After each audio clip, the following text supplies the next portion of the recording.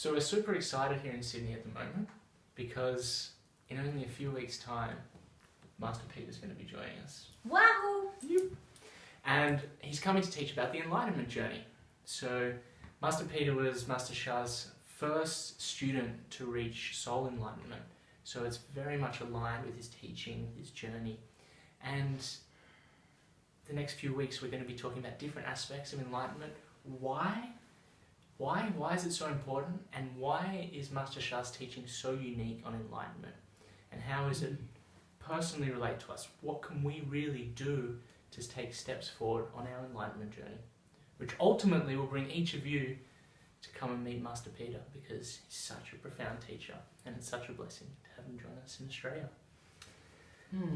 So I'm here with Master Merva today, and it is, to get I've been reading Master Peter's book, but to understand everybody's different journey is so important. So for you, Master Merva, what was that first step for you? What is that first step that really brought you onto that road towards enlightenment? Well, first step was I met Master Sha, obviously. But when I first met him, that workshop wasn't about enlightenment as such. But Master Peter started to come to Sydney to teach workshops. And soul enlightenment is the key and core, actually, of Master Sha's teaching. You may say that it's the soul healing power, but it's also enlightenment. For me, I didn't so much ponder about enlightenment until Master Sha started to talk about it, and then it was that we were going to have the first Soul Enlightenment retreat here. And I started to ask about, okay, what is it? And what happens? How is it then different? I used to call Master Trevor regularly. Bless his heart. Thank you, Master Trevor, for putting up with my multiple questions, because on one hand, it was like enlightenment was these ancient teachings that only the yogis in India would do. And how would it manifest here in the modern day Sydney for somebody who's full on in the corporate world, and what is this enlightenment business about? So for me, it was to understand, what did it really mean? How is my life going to be different? I heard there were greater expectations of somebody who's enlightened. So I actually was nervous about these expectations. I wasn't sure that I could fulfill these expectations and continue my ordinary life if I did that. So that's why I had a lot of questions to Master Trevor, and that's why I kept calling him, asking him all these questions, because I really needed to understand what it was for me in order to... That's very interesting. That's very interesting, because we can also ask, we do have so many concepts around enlightenment. Maybe we see someone sitting in a cave, or this, enlightened teacher, a Jesus figure or something like that. But for someone working in the corporate world, or each and everyone who's watching, who's doing totally different things in their life that maybe they don't relate with the typical image of enlightenment. It's such a good question. How does enlightenment impact their everyday lives? How does it change the way one lives in each moment, even those simple things, how they are at work, how they are with their family? What did you find for you when you delved deeper there? Well, one was that on one level, nothing was going to dramatically change. It wasn't like all of a sudden everything was going to be in different color. There is that saying that many people know, that before enlightenment, you chop wood and carry water. After enlightenment, you chop wood and carry water. In other words, on a level, nothing's changing. You're not all of a sudden then somebody extremely special, and you have special rights, and you don't do certain things, you only do this and that. To a level, that is true, but to another level, that is not true. And what Master Trevor helped me understand was that Master Sha teaches that soul enlightenment is number one, he teaches soul enlightenment. Mm. I've never heard any other teacher separate it. It was just enlightenment. Yeah. Master Sha teaches it's first of all about soul enlightenment. His teachings about mind enlightenment and heart enlightenment are only very recent. And there are more advanced levels of enlightenment. So soul enlightenment meant that your soul standing in heaven went up, was uplifted.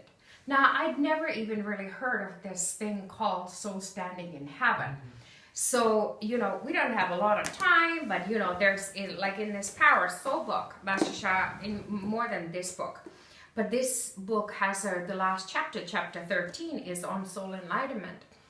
And Master Sha talks about the 9 layers of heaven. I've not really heard from any other teacher exactly, you know, these are the 9 levels. This is what kind of souls reside on each of the 9 levels of heaven. Master Sha is very clear that human beings are on one level, and then when you reach soul enlightenment, your soul as a human being goes to the realm of a Buddha, a saint. Now, this in itself can be a difficult concept to realize. That what do you mean? I'm a normal human being, but all of a sudden I'm a saint, I'm a Buddha. What does that mean?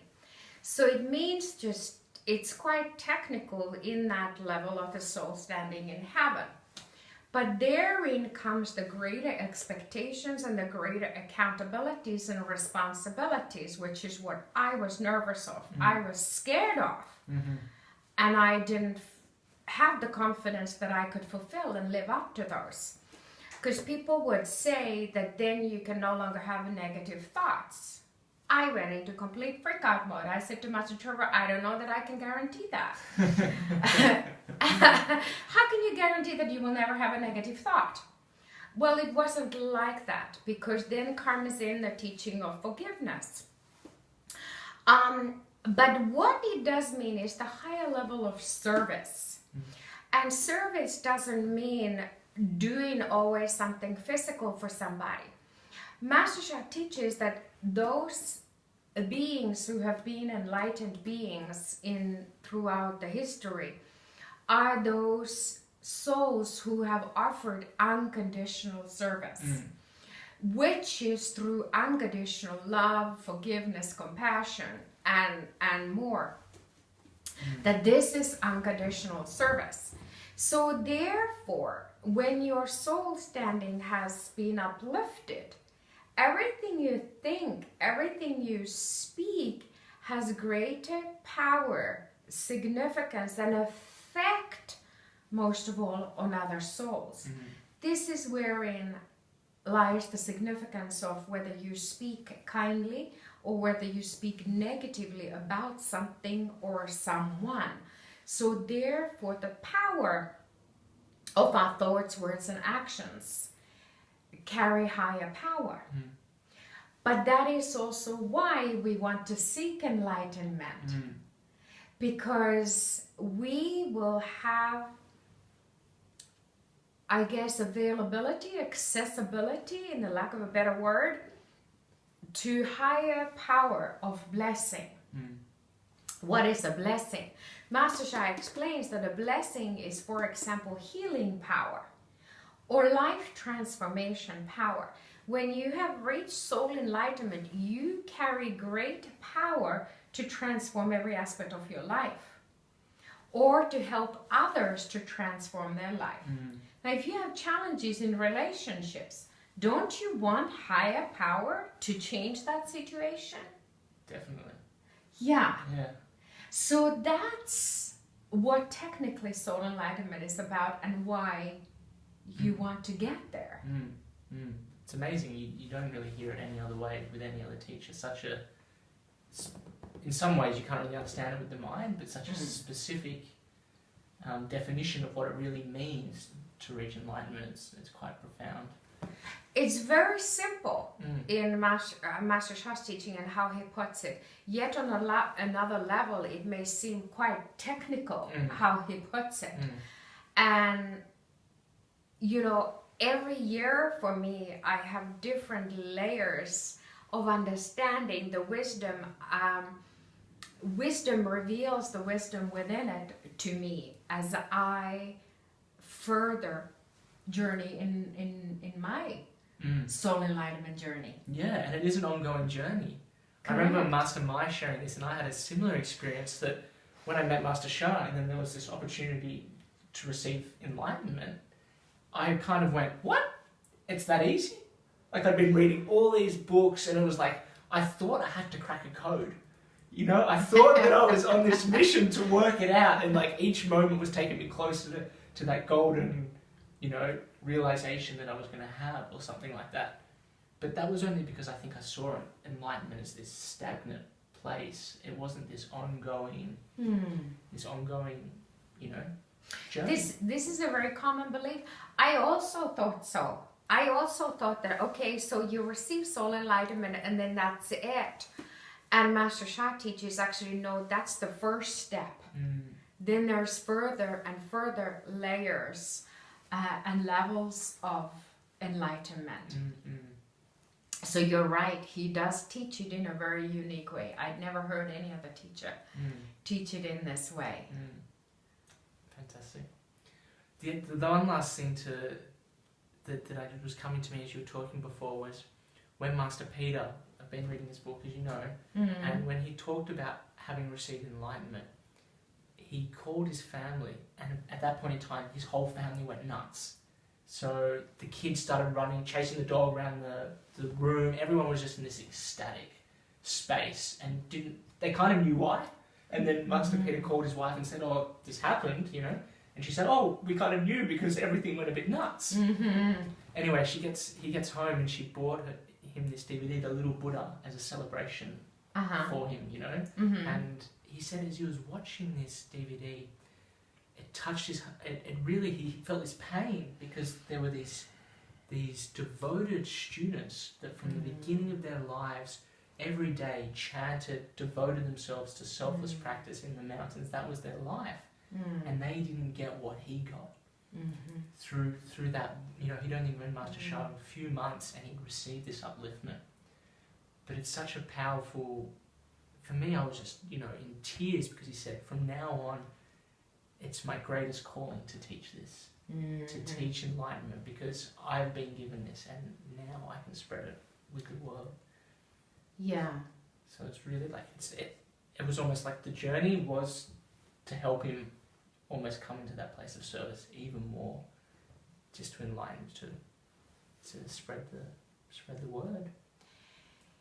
Yes, and this is the bigger task, if you like, for all of us, is to bring the awareness to as many people as possible, because the way Master Shah avails soul enlightenment is what he calls through it's a heaven's blessing, but it's a special blessing that we receive, and it is available for everyone. But the challenge is to awaken most of the people to the fact that why would you bother? Why would this be of interest? Why would you seek it? So that's a challenge. So why, Alexander? I feel for me, I had this, I didn't really know why. I didn't know why I started searching in a way. But there was something inside of me, you know, and I was sharing with you before we did the video that in this process up to meeting Master Shah and becoming a student, I had this moment of realization where my world had crumbled around me, and I just knew that it was now that I was committing my life to something bigger. And I just had this moment of realization really in my heart and soul. It said, okay, and I bowed down on my bed and I said, take me, do what you want with me. I know for some reason I have this calling there. And I couldn't really fully understand in my mind, but I just, it was like a little flame in me that was starting to you know, spread and fan, and then that really became the more my eyes opened to it, that really became the focus. More and more was, you know, progressing. I wanted to progress on my journey without fully knowing what that meant. And then as that's flourished, as my heart's opened more, now I understand it as the service journey. Now it's really what touches my heart most is that ability to touch others and help others and go there together. But from the beginning, it wasn't necessarily so clear. I just had something in me that was calling out, I suppose. Sweet. Yeah. So we hope that that's touched your heart in some way. And it's a very exciting few weeks. We're going to be talking more about the Enlightenment journey. We're going to have some very special guests joining us in the lead up to Master Peter being here. If in any way you can make it in early June, do your best. It's going to be such a powerful time with Master Peter, and it'll be available on webcast as well. So thank you very much. We'll see you next week. Thank you, Master Merva. Thank you for joining me, sharing your wisdom and your light. Thank you. Love.